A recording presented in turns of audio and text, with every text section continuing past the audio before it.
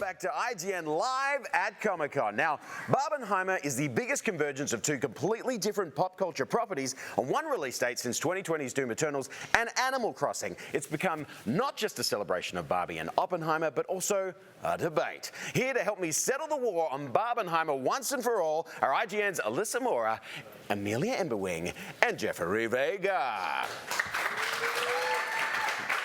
Guys, I love that you come themed. Jeffrey, clearly you're going through an existential crisis. Yeah. Now, let's kick it off with the question that is setting social media on fire. What's the correct order to watch Barbie and Oppenheimer in?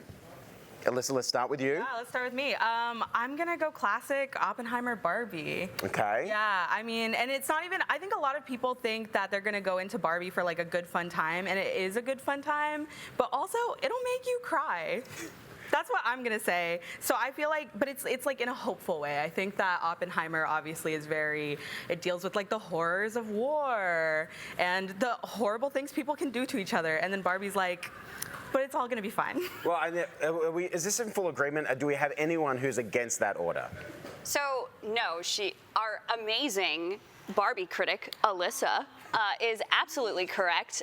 Because like, here's the thing, it's kind of like the horror movie mentality. Like you watch a horror movie that terrifies you, and then you gotta go watch a Disney movie so you can go back to sleep. Like she's absolutely right. Barbie does have a lot of existential questions that will make you cry a little bit, but like you definitely want to cap off Oppenheimer with something a little bit more uplifting. Yes. I saw Oppenheimer first, then Barbie. I wish I had reversed it. I wish I saw. In fact, let me do you one better. I wish I bookended it. I want to do Barbie, Oppenheimer, Barbie, because who doesn't love an atomic bomb sandwich, right?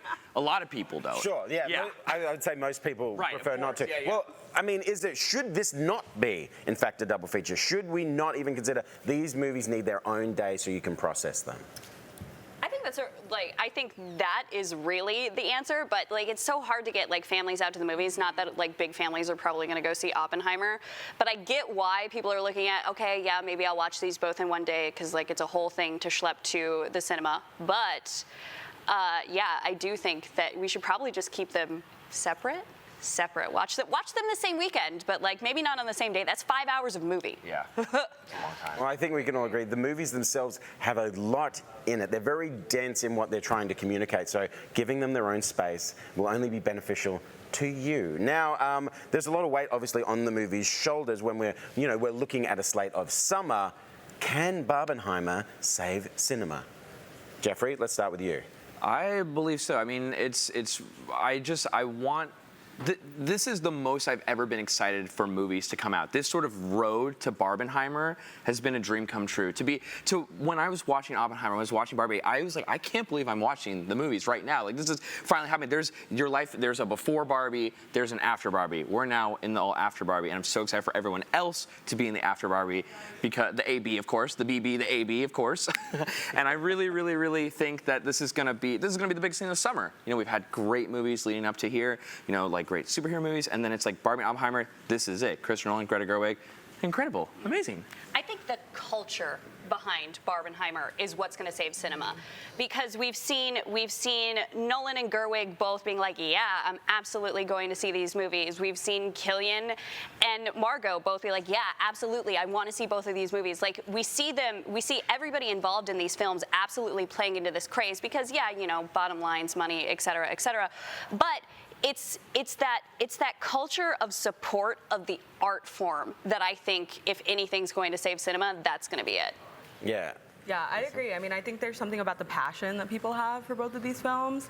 I mean, we've seen Barbie cosplayers all over the place while we've been here, and I think there's just something so exciting to see people, I mean, months ahead, just be so ready for it, and I mean, yeah, whatever gets people into the theaters, yeah. It's been a crazy, phenomenal marketing campaign from both of them, and the early numbers out is that Barbie's north of 150 million, Oppenheimer's north of 70 million. Yeah. They're huge openings, no matter what movie we're talking about.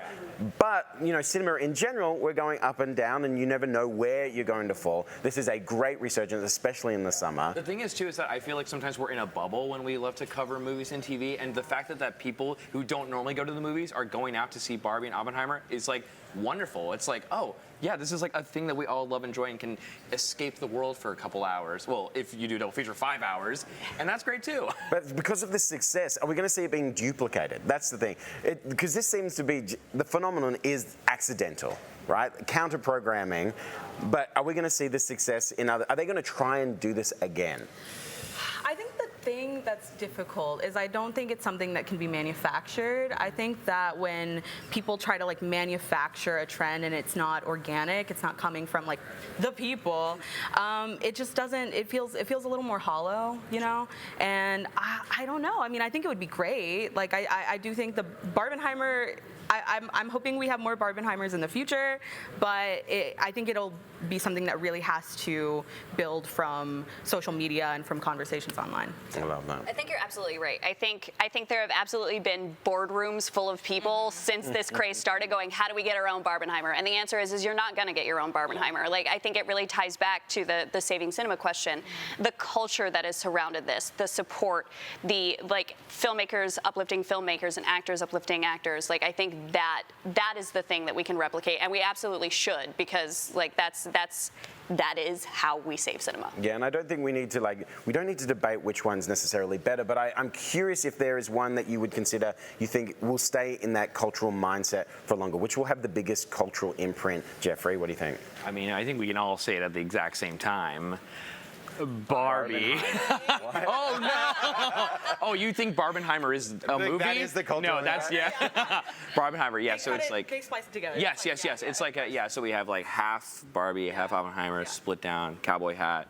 You know, Oppenheimer. You know the Oppenheimer hat, the very famous Oppenheimer hat. Yeah, of course. That's a whole new outfit. No, I think I mean, I loved both movies, like absolutely incredible. But there's just something so accessible about Barbie, where it's just like, you know, kids maybe don't want to go see Oppenheimer. It's great. I mean, it's rated R, so maybe they shouldn't. But Barbie, just in itself as like a toy, and it's just like this is something. Barbie is something bigger than all of us. You know, like obviously, I mean, I didn't grow up playing Barbies, and I was like starry-eyed watching the film. I was like, oh my god. I was talking to my sister about it. She was like, I would have cried if I saw this movie as a kid, and I'm like, that means something. Yeah. Well, I'm most curious now as we lead into the end. Out of Ken and Barbie, right, what kind of Barbie would you be? What kind of Ken would you be, Jeffrey? Oh my God, you have to save me for last. I have no clue. No, I've got an idea for you. We'll go. What kind of Barbie are you, Alyssa? I think I'm gonna have to say I'm sleeps 12 hours a day Barbie. Ooh, that's a good Barbie. Yeah, I come with like a pillow. Yeah, they give me a little pillow. And it's got a huge indent because it's always being slept in. Yes, yeah, I'm sleeping all the time. I mean, I think obviously I have to be that witch Barbie. It's in my handle, like. Yeah, I love that. Jeffrey? I mean, I've got to be probably, you know, Ken. I've got to be like nondescript, video game, non-branded, handheld Ken. Wow. Video game. Wow. Also. Nondescript Ken. Nondescript gamer Ken. Video game Ken. Yeah, because like my job is just video games. Period. Video like games. beach. Yeah, beach Ken. Game. His job is just beach. Yeah. My job is just video games. Yep. And I'm definitely good at them. I thought we were like Captain Ken, like but in brackets, Captain Ken. Fringe That's fun. Ken. You know, that's fun. You know what? We're gonna cut that out. Yes. What kind of Ken would you be? Oh yes. I'm Aussie Ken. Nice to meet you. Aussie? Yeah, I ride to school on a kangaroo and every other stereotype for Australians. Anyway, well, Barbie and Oppenheimer are both in theatres right now, and IGN has reviews up for both of them with slightly different numerical scores that I'm sure nobody disagrees with. We've got lots more Comic-Con coverage to debate and celebrate right here on IGN Live, so don't go anywhere.